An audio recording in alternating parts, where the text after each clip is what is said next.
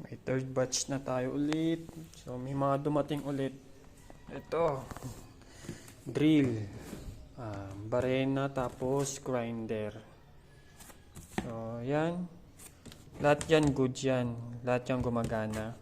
450 pesos po bawat isa. Yan.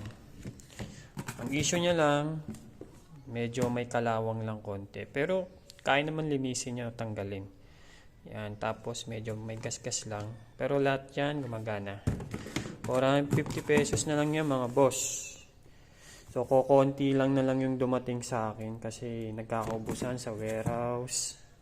So, yan. May mga grinder tayo.